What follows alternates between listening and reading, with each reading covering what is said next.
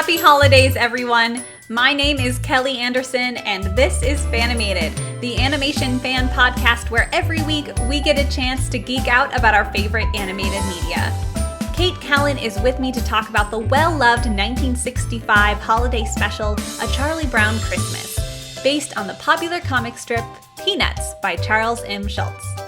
You've had over 50 years to see this animated short, so your spoiler warning has expired.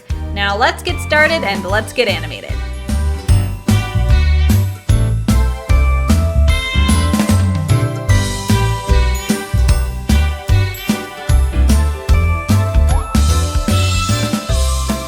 Merry Christmas, Kate! Merry Christmas, Kelly! Merry Christmas, listeners! Merry Christmas, everybody, and happy holidays if you don't celebrate Oh yes, Christmas. of course. There's lots of other awesome holidays and other awesome religions, so Right on. Although A Charlie Brown Christmas is very much like very religious. It is. It's very. Yeah. But it's like beautiful. good. It's like, yeah. you know, it's the story. It's very, even though it has a very like kind of religious, I'm not even going to say undertone. It's so blatant. It is, yeah. I think it's very like respectfully and beautifully done, and I don't, I mean, I come from a religious background, so it's not like, you know, I don't watch it and go like, whoa, this is being like force-fed to me, so I suppose I can't like speak for that, but I feel like it's very kind of natural, and it's not like, believe this, it's just like, you know. Yeah. Yeah, it's just more like stating it, and, you know, it's like the Christmas story is what Charlie needs in order to find his joy in Christmas. Mm-hmm, and absolutely. I think it can be other things for other people. Yeah. So. And I think especially because it's, you know, it's,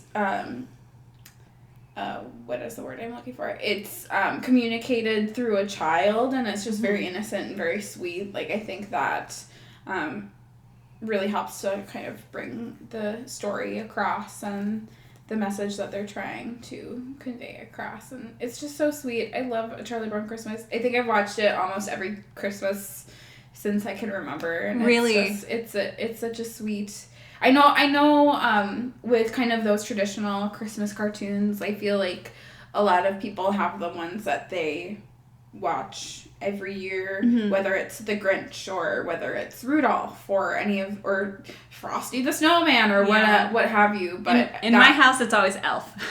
Yes, I'm just kind of, Elf is the one that I watch every year too. Like there's, but like short cartoons, not like the full length films. But Charlie Brown was always the one that we had in our house. Yeah. Growing up, it's so fun. And again, I think this is a reoccurring theme that I talk about every time that I have been on the podcast, but the music is the best part. Yeah, and it's always going. There's always music underneath everything, and I really love that. Yeah. Since you grew up with A Charlie Brown Christmas, are there things that you pick up now that you didn't, or things that you really loved as a child, but not so much anymore? Or like, I do have my, like, kind of rewatching it, I do have my favorite parts. Like the skating in the beginning is my very favorite. Like it sets the tone, and it feels really nostalgic. Yeah. Especially with the Christmas time is here. Like I love that song. I think it's so, the children's choir singing it is just so sweet. That's the part that I'm like, okay, it's Christmas. We're here. We're watching this. And then I love the little scene at the piano with Schroeder. Absolutely. That's my other favorite part. I love that part. That's probably one of my favorites because I just find it absolutely hilarious that he's playing these different jingle bells and it's the really basic da da da da da that she likes and not the other fancy ones. Yeah. But I will say, watching it this time, I was like, why are all these kids so mean to each other? Like, they just throw out the meanest insult. Like, that's kind of always the running gag with Charlie Brown, though, isn't it? That everyone is just really mean to him, and he's just like, oh, like, woe was me kind of thing. At least I have a dog. But I was like, why are they just so mean to each other? Like, they're mean to, is it Linus? Yeah, Linus is the one with the blanket. Yeah. she's super mean to Pigpen.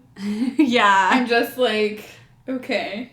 And all these kids talk like adults, which is the other thing. I'm like, clearly, like, I don't know. It's so funny, though. And the fact that it's all voiced by children, it just... Right. It makes it so funny to just hear them talking like grown-ups. And they probably had no idea what they were even saying. I know, yeah. There's so much like sarcasm in it. Yeah, it's a very sarcastic tone, which is kind of surprising. But yeah. And I don't know, I feel like being from Minnesota too, Peanuts was always kind of in the cultural I can't think of the word, but like we used to have Camp Snoopy, which was just the best thing in the world. I think now the rights are with Knott's Berry Farm, which we don't have here. Oh yeah. But now we have Nickelodeon Universe, which is far less exciting than Camp Snoopy. There's like the giant inflatable Snoopy. It's definitely very different. I remember growing up, we went up to Camp Snoopy, because I didn't grow up in Minnesota, but we did come up to Mall of America, and I went to Camp Snoopy at one point, and I remember it vaguely, but I remember having a lot of fun. It was just the best thing ever. Yeah. And the Peanuts characters would walk around and hug you. Fun. But this is super off topic of the Christmas special. Not too off topic. But, I mean, that was, that was always kind of around, and I was very familiar with the Peanuts, more so than I think other popular comic strips that were kind of around at the time. And Charles Schulz, I think I just said that he is from Minnesota, or he was from Minnesota. And I was kind of reading up about this special, and a lot of with the skating and the kind of situations that happen in the special is really drawn from his experiences with his childhood, and he was a particularly religious person, so that's why a lot of those religious themes come in. And it was kind of funny reading about they commissioned him. I think it was originally CBS. I think now it's usually aired on ABC. I think they bought the rights from CBS. But when they kind of commissioned him to create this little half-hour special, they showed it to them, and they were like, what are you doing? Like, because they didn't think that anyone was going to, they thought it was going to cause a lot of controversy, the fact that it was so, heavily religious. Yeah. They thought that, what kind of scoring, what is this jazz score that you have going on underneath? And then, much to their shock, it was just a huge hit. Yeah. I think I read it's the second longest running, Christmas special after Rudolph. That doesn't surprise me at all. Because it was 1965 that it came out. Yeah, isn't that insane? Yeah. It's so old and still so good. 1965 feels like such a long time ago. Yeah. I mean, my parents were alive then, so in a way it kind of doesn't feel that long ago, but they were children. They were babies. My dad was 6, I think, in 1965. Isn't that insane? Yeah.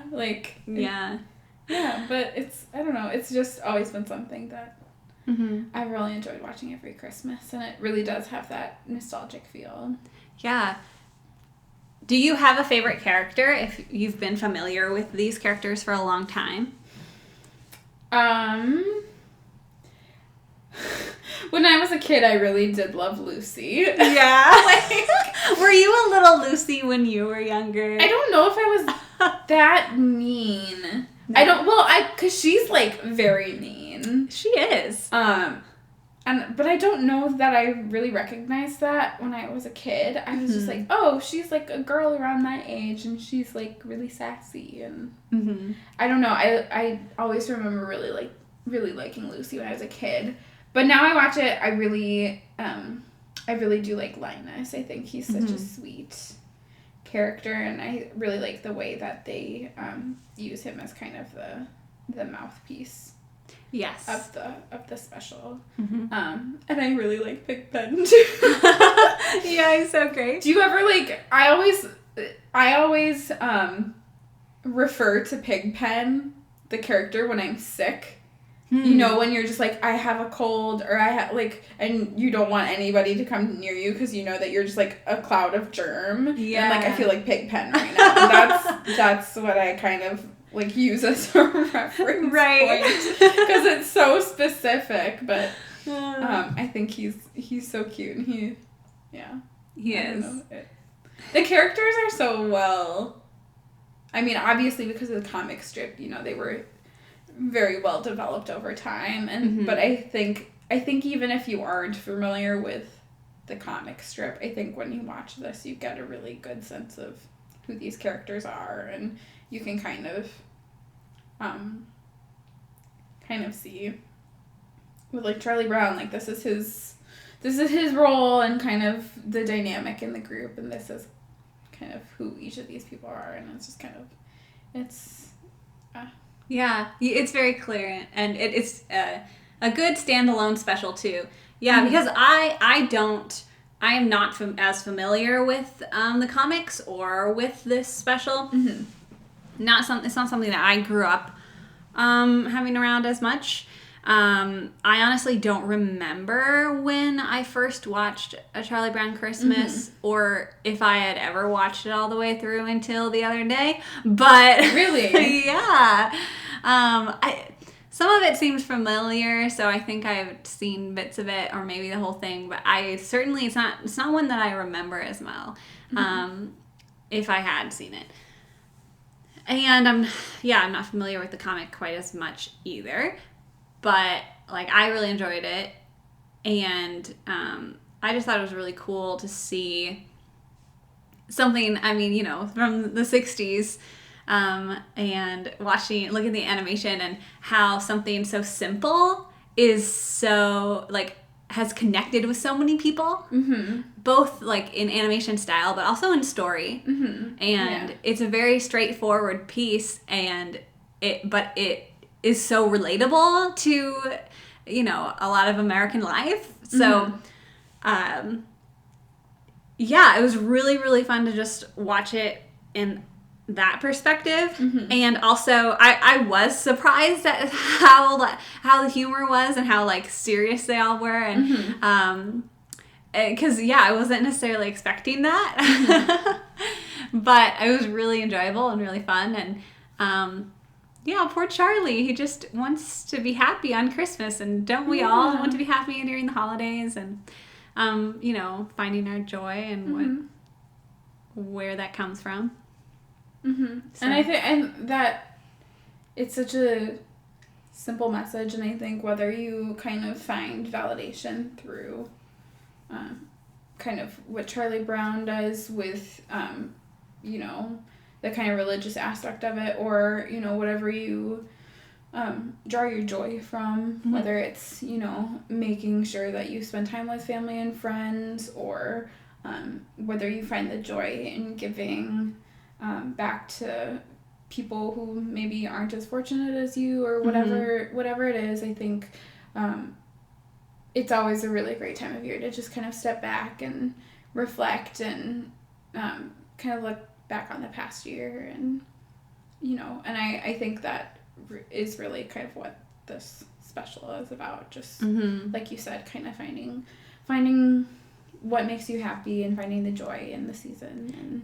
And a big theme in it is, like, you know, they're always talking about how commercial Christmas is now, you know, that's what the characters are talking about, and trying to find the opposite of that. And I was just thinking, like, wow, people were thinking that Christmas was commercial back in the 60s, like, and we're still, like, in that, you know, how Christmas has become such a weird part of our, like, you know, economy.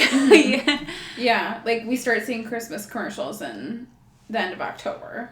You know, like, that commercialism is just so prevalent. And do you want to know an ironic thing about this? Coca-Cola actually was the one who sponsored this special originally, and there was blatant product placement in it. That's all been cut out now, but when it originally aired, there was, like the scene where, I think at the very beginning of the special, where they're skating around. You see Linus, like, fly off screen, but you never see where he lands. And he, like, landed in something that had to do with, like, Coca-Cola. So there was, like, product placement in it, which is ironic because they're talking about, like, oh, there's all this over commercialization. Wow. But that's been, like, and I think they were the ones who originally commissioned this special. That's crazy. And joined with CBS, Yeah. Wow. I could be wrong, but I kind of read that earlier, but I was just like, that's funny that you brought that up because I didn't necessarily like connect that when I had read that. So that's so funny. Yeah. Wow. But obviously, like, they don't, that's been cut out of this special. I think it was only when it originally aired that was the case. So, because now they just like cut it off and you don't see where he lands. Right. Huh. Watching it again with the perspective of, wow, this is so old, is just like the pacing. It's the pacing is very different, and it's much more of I think like a saunter through the story, and you just kind of like enjoy the moments like that. Because again, it is a very simple storyline. Charlie Brown wants to find happiness in Christmas, and he tries to put on this play, and Linus is like, hey, Bible story. And then they're like, Christmas tree, happy. That's it. But it's like all of the character interactions. I mean, why people like it so much, I think, is the characters, obviously, and how they interact with each other. And that's just such a joy to watch. And so there's a lot of time spent like on in-between things, and a lot of things that don't necessarily push plot further, but that's not really what this special is about. It's like, enjoying these characters and enjoying their interactions with each other. So I thought that was fun. And I think kind of along those same lines, it's interesting because I don't know if you've ever watched any of the other like Charlie Brown specials. I know they usually have a Halloween one. I think there's a couple other ones. I might have seen the Thanksgiving one, but I don't remember. Oh, right, there is a Thanksgiving one. But usually, if I remember correctly, somewhere in that special, there's a little chunk of time that's dedicated to Snoopy and him, like, doing some kind of shenanigan, and it's usually like a wasted like 3 or 4 minutes just on Snoopy, and you really don't ever see him in this because it's more about the human connection, right?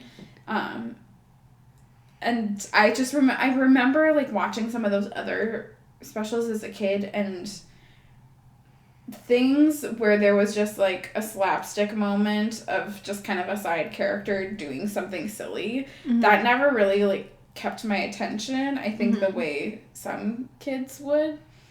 Yeah. And so I think that kind of stands out to me as something like, oh, this doesn't have that in it, and that could be why I enjoy this one more than some of the other specials. It's just because like it's more about the human to human connection, and we're not focusing on silly side shenanigans. Yeah, that's super interesting.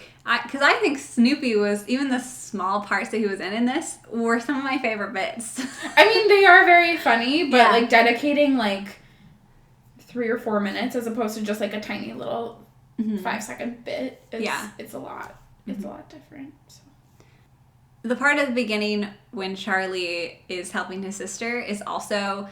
that's one of the scenes that stuck out to me the most, because she's just like, she's asking him to write out the letter for Santa because she can't, she's young. And so she's like, Santa, I've been very, very good this year, so I think I deserve lots of presents. And she's just like being so matter of fact about everything, and having Charlie like dictate everything down is just the funniest scenario ever. But then it's also like you can relate because you're like, oh, everyone used to write Santa a letter, and what do you want? And plus, there's that great brother-sister dynamic as well. She's the annoying little sister, and he's like, oh, fine, I'll help you write this. Yeah. I don't want to, but I'll help you. He's reluctant, but he's going to do it anyway. Yeah. It's so sweet. But yeah, and like going back to the music aspect of this, I love this whole scoring of this little special. Like, I feel most people, when they hear the da da da da da da da, like, they recognize that right away. Like, oh, that's from Charlie Brown. And, like, obviously there's been a million covers of the Christmas Time Is Here song. And I think even the moment at the end where they're all around the tree and they start singing that's such an iconic moment. And the tree itself is, like, people refer to Charlie Brown trees, you know? Yeah. Like, that's just, like, a cultural thing that we talk about now if it's, like, a little pathetic tree kind of thing. Or, like, use it as a comparison for other things. But I just love the kind of jazz scoring. I love how it kind of adds to the tone of the show. Yeah, and it just, I don't know, there's just something super magical about it. I don't know, I can't really put, like, a finger on it, but it's just like, oh, it just feels like it's Christmas time because I'm hearing this, like, jazz score, and it's just the best. No, right. It's associated with the holidays and your holiday memories, and yeah. Speaking of the trees, I was surprised and confused at the fact that there were a whole bunch of aluminum trees, like, they were calling them aluminum trees. Yeah. And I don't know. I think that was more of a thing of the time, though, right? Yeah, I would assume. Like, I mean, we obviously have, like, fake trees now that look like real trees. But I feel like, I mean, obviously I wasn't alive back then, but I feel like that was something that people were doing. Like, that was kind of the trendy thing of the time. Yeah, it must be. I'm gonna look it up. Because doesn't he, like, knock on it and it sounds hollow? Yeah, and it sounds like metal. Yeah.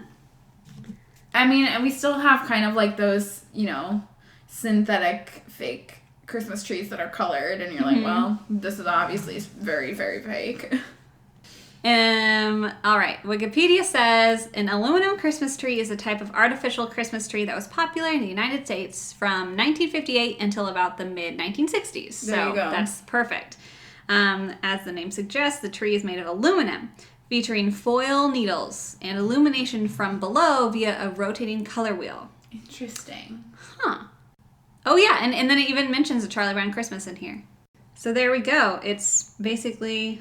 But I like that they're walking through, like, a tree farm. Yeah, it's a tree farm, but it's all aluminum. As opposed to, like, a store. It's like, oh, hey, look, we're outside, and there's all these aluminum trees. Yeah. Oh, man, that's so funny. Yeah, so one of the first ones that's the first fake trees that wasn't green in color. So they're, like, silver, and then you can have these lights, you know, change these color wheels, like, make it look... different colors and things.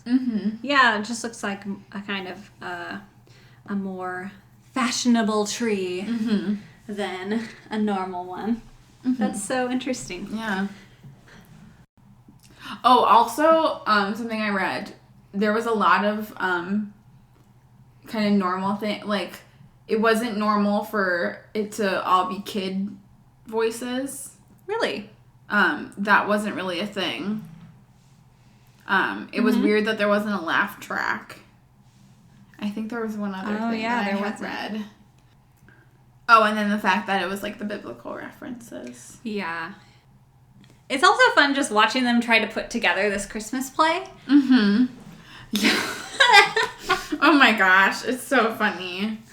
Yeah. Because there's, like, he's supposed to be the director, but the funniest thing is that Lucy is the one who's directing everyone to do everything, and Charlie's like... But I'm the director. Like, yeah, but he doesn't even know what he's doing. Yeah, Oh, man. She's just, like, telling him. Were you ever in Christmas plays when you were little? Absolutely. Yeah? When I was growing up, our church really frequently did Christmas plays. We had a kids' choir program, so we would do... if you didn't know this, there's a large market for church children's musicals. I believe it. Very much so. So we would do, like, 2 a year. We would do one during the Christmas season and then one in the spring. And I was in many of those. Yeah. And they were all very... And then we just did, like, a couple, you know, individual, just kind of, like, choir things. But That was actually where I kind of had a lot of my, like, really early acting experience. And then there was a couple, like, other kind of church plays that I think were written by people in the church that I was involved in. I think there was one that I was in when I was really little where I just, like, was in one scene and I sat on Santa's lap and I, like, told him what I wanted. Oh, cute. I think there's something about, like, a doll that pees. And then I'm trying to think of some of the stuff. I remember there was one that I think I was maybe 9 or 10 that I was in. Mm-hmm. It was like it took place in the inn that Mary and Joseph were coming to. Yeah. But it focused, like, on all these random side characters who were staying at this inn. And so I played this, like, really glamorous, like, equivalent of, like, a Hollywood movie star who was just like, it's all about me. Yeah. Well, that's so and then fun. I think I was, like, a dancing gingerbread and some other thing. Oh, so, cute. Yeah, if you can picture, like, 6-year-old me in a gingerbread costume. I can, and it's adorable. I think my mom made that costume. Oh, yeah, we're going off on a side tangent, but it's all right. We had the Sinterklaas parade, because Sinterklaas is the Dutch version of Santa Claus. Yes. And so in November is the Sinterklaas parade in Pella, and what you can do is you can be part of the parade if you dress up, and then there's, like, a little contest or whatever for the costumes. And my mom used to make the best costumes, but they were super, like, chill. Like, it's not like she was sewing a whole bunch of stuff or whatever, but she would, like, you know, make us little reindeer antlers, and we would be reindeer one year. And my favorite is Morgan and I were, like, little Christmas presents, and so we just, like, had, you know, big cardboard boxes on that were wrapped up, and we had, like, giant bows on our heads. Oh, cute. So, you know, just, like, putting together stuff like that.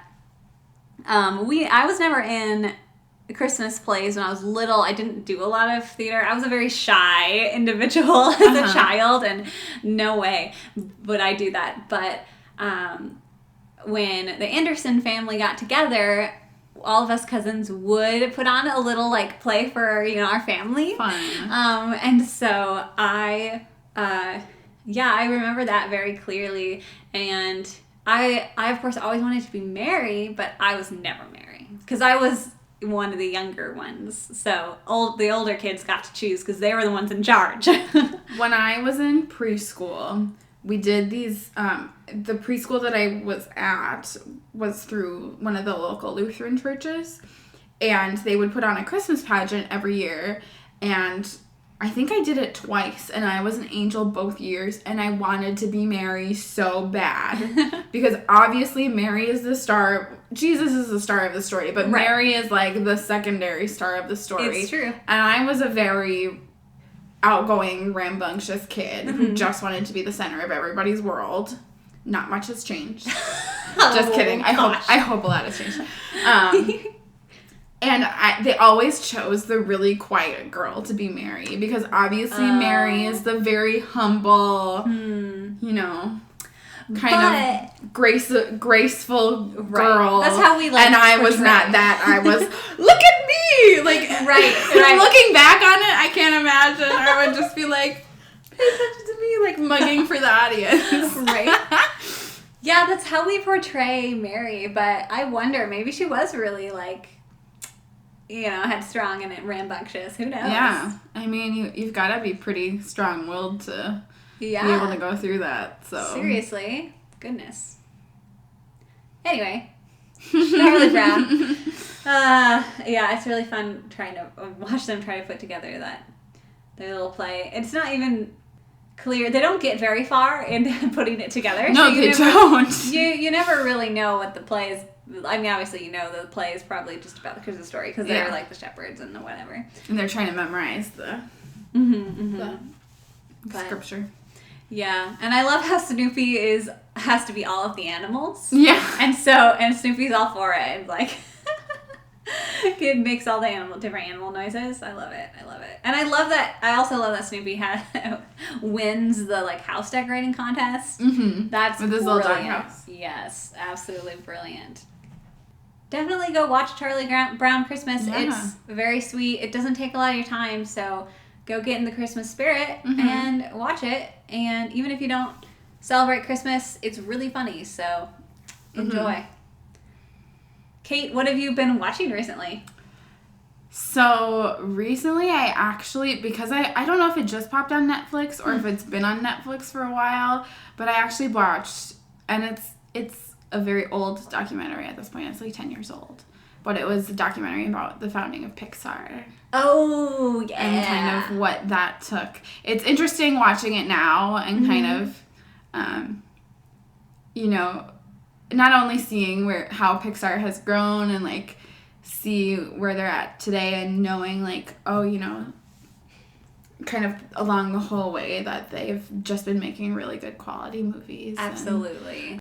But, I mean, it's interesting to watch and kind of hear from their own perspective. And also, like, they interview Steve Jobs in it and, like, knowing kind of what his hand in the creation of the company was. And they interviewed George Lucas about it, who was really, he kind of helped them to get off the ground because a lot of the original, a lot of kind of original members that were involved in Pixar worked for George Lucas on a lot of his projects. So it was interesting I was decorating my Christmas tree as I was watching it. It sounds good. I'll have to check it out. I mean, it's from 2007, so they only really talk about the first, like, 6. I think it probably came out around the time Cars was coming out, because they kind of touch on Cars and kind of tease it a little bit. But oh, fun. I finally saw the new Grinch film. Did you? Did you like it? I did like it. I definitely grew up on How the Grinch Stole Christmas. Yep. And have always enjoyed that. This one is it kind of reminds me of a Charlie Brown Christmas because it's very simple and straightforward. And very, very enjoyable, very fun. My younger sister and I went to see it. And the theater it was an afternoon, so the theater was just full of kids, and it was brilliant because they were all just giggling and everything, and that's so cute. I really, really love the design of all the Who's. Like, there's like a really diverse range of background characters, which is so great. And little Cindy Lou Who is really fun. I love what they did with that character. And yeah, they just put together a really, really lovely film, and I think it'll really be a big part of a lot of people's holiday season, and in the future too. So yeah, I was kind of wary because, you know, a new Grinch, you know what? But it has been a little while, so yeah, I'm definitely the same way. It's hard for me, you know, especially because we're kind of in an era of movie making where it's all, like, remakes and reboots and, you know, recycling old material that they know people are going to want to go out and see, especially if they love the original. But I am so, you know, dedicated to the versions that I love that it's really hard for me to be like, oh, you know, a new Grinch. Like, I love the animated one so much. Like, that was another one that really I remember watching a lot as a kid. I was never a big fan of the Jim Carrey one because and I know a lot of people are. I know lots of people that's like their version of the Grinch that they that's love. definitely mine. Jim Carrey can be just a little too, like, over the top for me. So, Understandable. But it's so hard for me when they come out with like remakes of things that I feel like that doesn't need to be remade. And so it's nice, but it's nice to hear that you enjoyed it and that it was good, because that kind of makes me a little more like, oh, that might be fun. And I love Benedict Cumberbatch. He's one of my favorite actors. He did so well. So he's definitely, like, a draw for me to for sure to watch it. Yeah. So definitely check that out. I still have to get to the theater and see Wreck-It Ralph 2. Me too. I'm behind. Do we want to go together? Oh man, I think Kate and I have to go look at at movie times. We have to go watch Wreck-It Ralph too. Yeah, what are my movie times here? I also have to see the new Spider-Man movie. Ooh, yeah. It looks so good. And that looks pretty cool. I keep, you know, I follow a lot of people on Instagram, but everyone's like, just saw it, it's amazing, blah, blah, blah. And I'm like, Gosh, dang it, I have to say that. But, I'll be on a long weekend and for Christmas. Yeah. We're recording this in advance, obviously. Yeah. So while I'm home for the holidays, maybe we'll go see Spider-Man or something. But Spider-Man, Grinch, Ralph Breaks the Internet. It's 1:50. Can we get there in 10 minutes? I think we can. Okay, well, we're gonna go hop in the car right now and go see a movie. Go see Ralph Breaks the Internet, because it's a 2-minute drive from my apartment. So thanks, Kate, for being here. Thanks for having me. Happy holidays, everybody. Happy holidays, guys.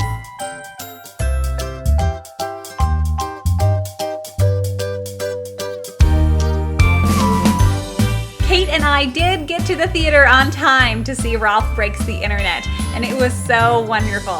So thanks for letting us cut this episode a little short so we could make it.